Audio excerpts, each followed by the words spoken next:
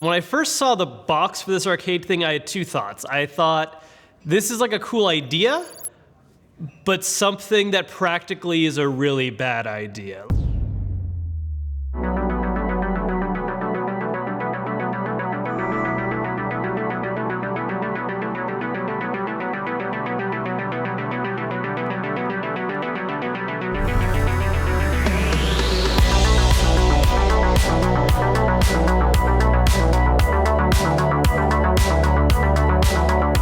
I don't actually have a lot of really clear memories of being at like full-blown arcades as a kid. What I do remember is being at places that would just have that solitary cabinet by the entrance. Arcades are something I did later a lot when I got older, because my college had an arcade on campus, and then there were a few local arcades that were really popular. That's when I really started doing more like the actual full-blown arcade scene. When I got into like being more serious with fighting games.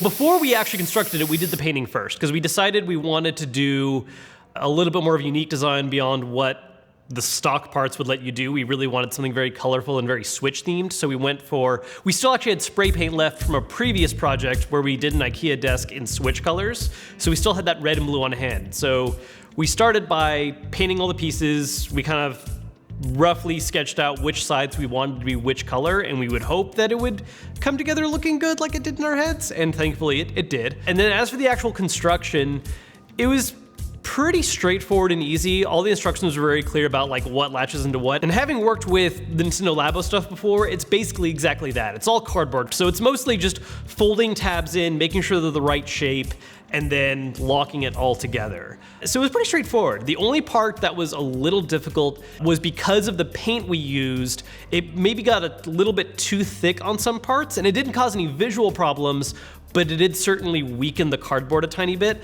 So there's a couple tabs where I had to be really careful shoving one thing into another thing, because then it would just easily collapse and not go together well. There's really only one part that ended up getting messed up, but it's not very visible in the final product, which I'm really thankful for. If you look for it, you can find it. I can point it out, but I don't want to do that, so you'll never know where it is. It's right here. It didn't take me very long to put the whole thing together. I mean, I didn't time myself, but probably only 30 minutes, I think.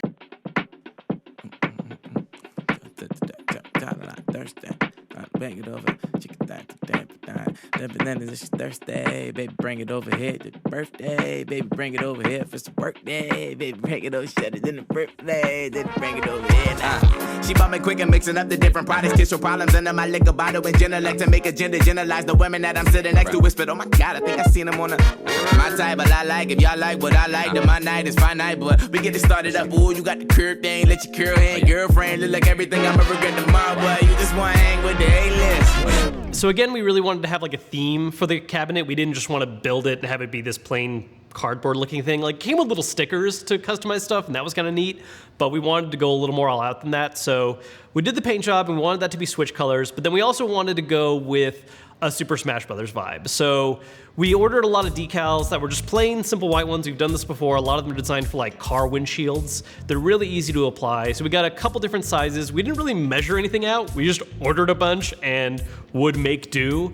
A lot of them actually weren't just decal designs, but it was also ways for people to make their own unofficial Smash Dock. Like, it took the designs from the collector's edition Smash Dock and then just made it something you could apply to a regular dock. But in our case, we cut them out and put them in different places of the arcade cabinet. So it took a little care to cut them the right way to not look terrible, and if it's, you know, really up close looks, you can definitely see some uneven cuts and like not the most precision we've ever done, but it actually looks really good from afar. I was surprised. I was honestly a little worried in the midpoint how some of it was going to translate, but it ended up working out really well.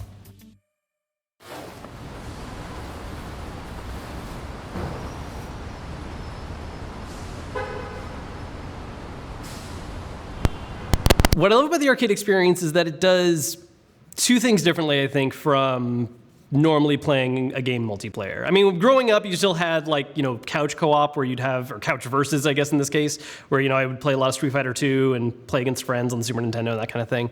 But doing it in an arcade did two major things. One, it increased the size of who you're actually fighting against. It's not just like you and your friend, which might happen, but you'd have situations where you're lining up and there's all these people you've never met before, people maybe just kind of knew a little bit, that are all trying to play the same game. And two, it added a stake. Like, it was a small stake, it was just a quarter or whatever, maybe 50 cents, but now you had something that you were investing and possibly losing. Well, you lost it no matter what, but it's how many you're losing, depending on if you win or not.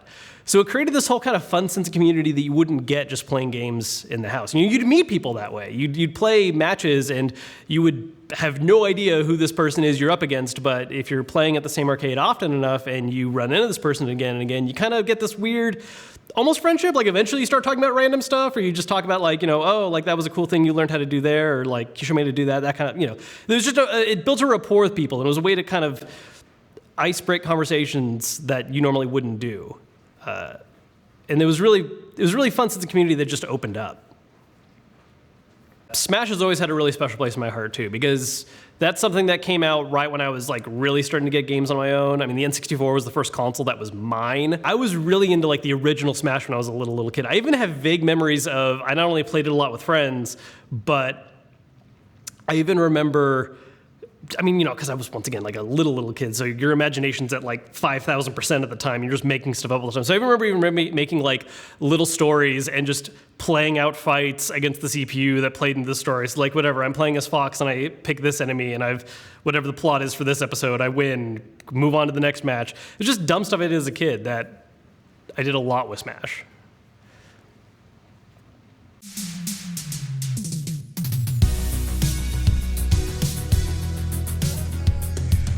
Yeah, for being something that's just made entirely out of cardboard, it accomplishes its concepts really well, giving you a way of taking the Switch as it is and turning it into a little arcade setup. Yeah, there's a couple really cool ideas in there. The cardboard is strong enough to hold everything in place. They give you a little way to shove the Switch in, and then a smart little idea was they added a hole on the other side, which at first I wasn't sure what that was for, and then I realized, oh, it's so when you need to take the Switch out, you have a place to just kind of shove another finger in, because you have to lift it a little bit, otherwise it would just slide out all the time. And then another cool thing that I thought was a nice added touch was the slots for the Joy-Cons. You don't just put the Joy-Con in. Instead, there's like an actual plastic shell that you put the Joy-Con into. That shell makes sure that it fits in the slot really well, and it adds those extra buttons so you still have access to the L and R buttons on the Joy-Con. So yeah, overall, as far as just accomplishing this concept of making a little functional arcade cabinet, it does the job well. I still wouldn't recommend actually playing on it a lot, but for accomplishing the look and like at least making it something you can try to play on, yeah. I think the main draw of something like this isn't because you want to build a functional thing, it's because it's a conversational piece. It's something where you put it together and you're like, hey guys, like, normally when we're playing Smash, we're gonna put it on the big screen TV, we're gonna use Pro Controllers, whatever. But if you just wanna be like, look, I made a little arcade thing, like, it's fun, and especially I think something where the Switch fits really well for this. I mean, first off, just the entire modular design of it. I always talk a bunch about how it's just cool how the Switch can adapt to all these different ideas. But the digital library in the Switch has a lot of arcade titles, and so being able to play those in like a little mini form, it's a gimmick. It's a fun gimmick. Ultimately, one of the things I think this arcade really accomplishes is just another great example of how the Switch can do a lot of different things. Like, I still think Nintendo hasn't fully realized what they've made. Like, they've experimented a little bit with it with the labo and making some of the different Joy-Con accessories, but this entire concept of a portable screen that can hook up to a dock with controllers that attach to the sides or separate, they can be played together, they can be played on their own. There's so many options with how these things work that you can put them together in insanely cool ways. And this is just another great example of how to do that. You take this thing that can just be a handheld, but now it's a little arcade cabinet. Dope. That's not cool. I think we got enough of this. I've had enough of this. Not.